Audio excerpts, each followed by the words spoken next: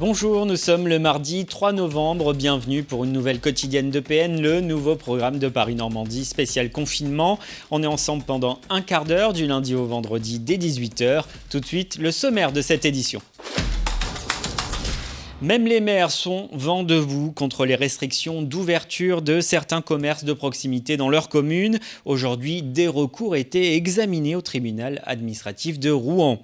Et parfois, c'est David contre Goliath pour les petits commerçants qui doivent faire face à la concurrence des géants de la distribution et des géants d'Internet, comme Amazon par exemple. On verra qu'il existe des solutions avec une librairie de Rouen qui a réussi sa transition numérique il y a 10 ans déjà. Et puis en fin d'émission, nous recevrons Lola Blasio qui a lancé une série de podcasts destinés aux enfants. On y parle d'actualité, ça s'appelle l'Info des Marmots et c'est disponible gratuitement sur Paris-Normandie.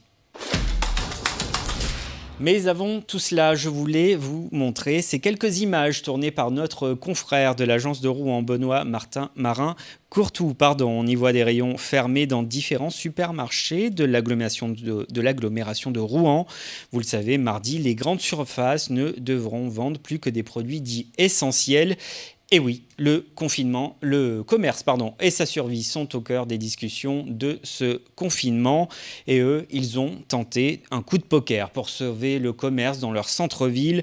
Certains maires de Seine-Maritime et de l'Eure avaient pris des arrêtés municipaux la semaine dernière pour autoriser l'ouverture des commerces dans leur commune. Et cela malgré le confinement et les restrictions sanitaires décidées par le gouvernement. Aujourd'hui, le tribunal administratif de Rouen a examiné 5 recours. Nous avons pu passer la matinée avec le maire de Charleval dans l'Eure. Écoutez donc ce reportage de Dorothée Brimont. Saint-Jouin, Bruneval, Évreux, Bourrachard, Charleval, ces mairies ont pris un arrêté pour l'ouverture des commerces de proximité non essentiels. Ce matin, la validité de leur recours était étudiée par le tribunal administratif de Rouen. Pour Charleval, cet arrêté concerne une trentaine de commerces. Je voulais mettre en avant surtout l'inégalité de traitement entre les petits commerces et les grandes surfaces et les gros loggings. Il me semblait que déjà faire face à une fermeture, c'était déjà très compliqué, mais en plus subir la concurrence des grandes enseignes, c'était pas forcément l'idéal pour eux et j'avais surtout pas d'arguments pour expliquer ça et faire appliquer cela. Donc j'ai décidé, pour leur donner du temps, pour aussi une question d'équité, d'établir cet arrêté. Pour le maire, cette vague sera fatale pour son centre-bourg. Un tiers de ses commerces pourrait baisser le rideau définitivement. Les commerçants sont venus soutenir l'arrêté. Parmi eux, la femme du premier édile, commerçante depuis 14 ans, elle tient une boutique de vêtements. Je vends des vêtements, c'est impossible de faire du click and collect pour des vêtements. J'apporte un service à mes clients, je fais les retouches, les clients cherchent ce qui va leur correspondre. C'est pas sur une photo qu'ils vont acheter un vêtement, c'est pas vrai. Ou alors ils vont chez Amazon, ces gens-là. Mais le genre de clientèle que j'ai, non. Et j'ai beaucoup de clientèle d'un certain âge. Voilà. La décision du tribunal sera rendue dans les plus brefs délais. Voilà, et la préfecture de la Seine-Maritime qui a réagi ce matin dans un communiqué de presse. Le préfet insiste sur l'illégalité de ces arrêtés municipaux. Il dit aussi sa volonté de les contester devant le tribunal administratif. Dans le cadre de l'urgence sanitaire dans laquelle se trouve le pays, Pierre-André Durand a appelé à la responsabilité de chacun. On passe à la suite. Voilà, et vous l'avez peut-être entendu dans le reportage qu'on vient de voir, le reportage de Dorothée Brimont, évidemment, le monstre pour les commerçants indépendants, ce sont les géants du numérique et plus particulièrement Amazon. Mais David peut quand même essayer de se battre contre Goliath, ou du moins essayer de jouer sur le même terrain. C'est ce qu'on va voir avec l'Armitière. L'Armitière, c'est cette... L'Armitière, c'est donc cette librairie, je vous propose de voir quelques images. L'Armitière, donc c'est cette librairie très connue à Rouen et cela fait 10 ans qu'elle a fait sa révolution numérique. Elle propose bien évidemment la commande et l'envoi de livres via la poste, mais aussi des retraits sur place, le fameux click and collect, et bien sûr d'autres services, tous plus utiles les uns que les autres, comme la possibilité de vérifier en temps réel la disponibilité d'un titre en rayon. Alors aujourd'hui, grâce entre guillemets au confinement, le numérique représente 5% du chiffre d'affaires global. C'est pas énorme, mais une présence numérique est évidemment indispensable aujourd'hui. Ça fait quand même 20 ans que les Français surfent à haut débit sur le web. Pour en parler, on va écouter le patron de l'Armitière. Il s'agit de Mathieu de Montchalin. Il est également président de l'association des commerçants de Rouen, la vitrine de Rouen. Vous avez des gens, il y a 10 ans ou 20 ans, qui appelaient leur boucher et qui disaient « Bonjour, je suis monsieur machin ou madame truc. Est-ce que vous pouvez me préparer 2 escalopes de veau et 3 steaks hachés, dont 2 pour des enfants ?» C'est ça, Internet. Et je passe ma commande d'une façon plus pratique, qui peut se faire 24 heures sur 24 et 7 jours sur 7, avec des éléments de paiement qui font que le commerçant est sûr que le client a vraiment acheté le produit. Et puis après, le client se débrouille pour récupérer le produit. Ça, c'est à la portée de tout le monde. Voilà, Internet, un outil simple à la portée de tout le monde, donc, mais qui se doit d'être performant. Pour cela, les librairies se sont alliées. Sur les 3000 libraires français, 2000 sont affiliés à une des 3 plateformes leaders dans la vente de livres en ligne. Ils y partagent un catalogue d'1,5 million de références. Dans d'autres secteurs, évidemment, c'est un peu plus difficile de s'organiser, mais ce n'est pas impossible non plus. Des marchands de chaussures, des marchands de vêtements, des marchands en vrac de fruits et légumes. Ils ne sont pas du tout dans la même organisation. Et donc, ce qui, à mon avis, parfois leur manque, c'est cette étape de mutualisation.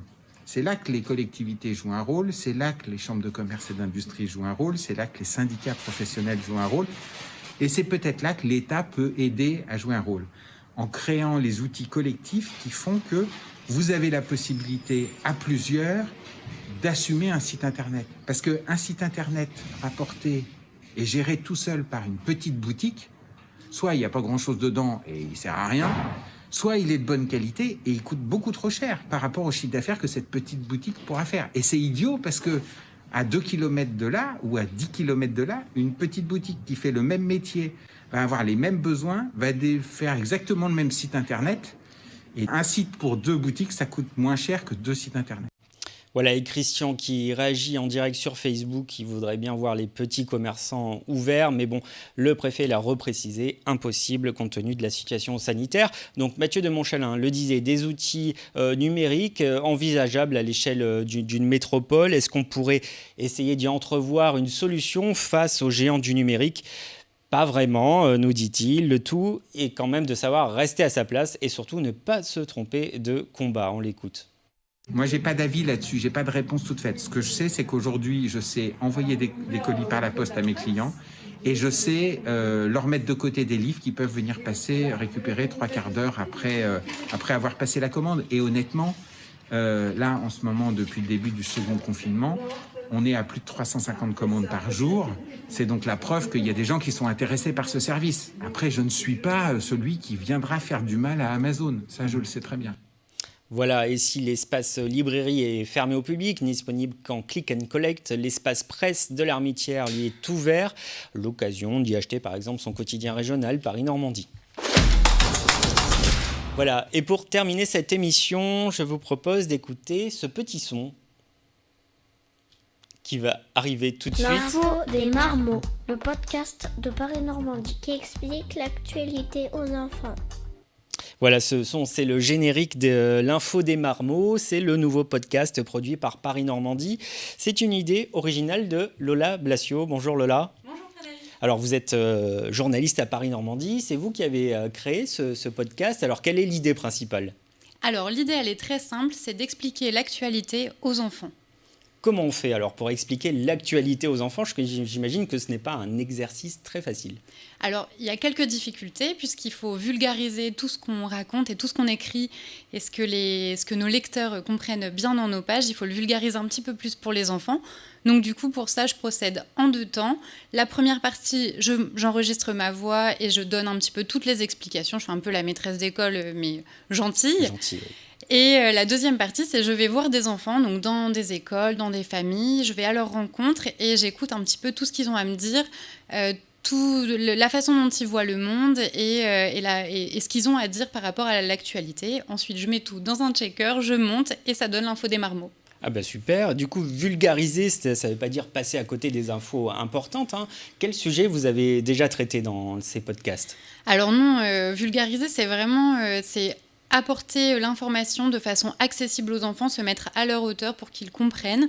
Donc là, on a déjà traité le couvre-feu, le reconfinement et les élections américaines. C'est le dernier podcast qui vient de sortir aujourd'hui. D'accord. Et en fait, l'idée, c'est vraiment de se mettre à leur place et de leur expliquer à leur hauteur. Donc j'utilise des termes différents, j'explique un petit peu plus, je parle un peu plus lentement et normalement, c'est tout bon. Bah, on va écouter d'ailleurs un extrait où vous expliquez la différence entre démocrates et conservateurs et républicains, pardon, dans le cadre du podcast sur les élections américaines. On écoute.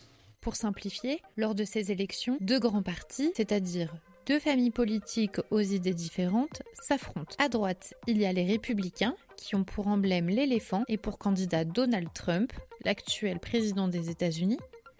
Et à gauche, il y a les démocrates, qui ont pour emblème l'âne et pour candidat Joe Biden. Donald Trump. Donald Trump, c'est le président de New York, des États-Unis. Président des États-Unis, peut-être pas pour longtemps, on verra bien. Alors Lola, où est-ce qu'on peut retrouver ces podcasts? Alors les podcasts, ils sont disponibles sur le site de Paris Normandie dans la rubrique podcast, c'est assez facilement trouvable, mais ils sont également disponibles bien évidemment sur tous nos réseaux sociaux et sur les plateformes d'écoute en ligne comme Spotify, Deezer ou SoundCloud. D'accord, ben merci beaucoup. Et demain, dans vos éditions de Paris Normandie, vous retrouverez un article aussi sur la chasse qui est maintenue malgré le confinement. Également un article très intéressant sur les rushs des tout derniers moments dans les supermarchés. On en a parlé en début d'émission. Certains rayons vont devoir fermer. Voilà, cette émission est terminée. On se retrouve demain pour la quotidienne de PN.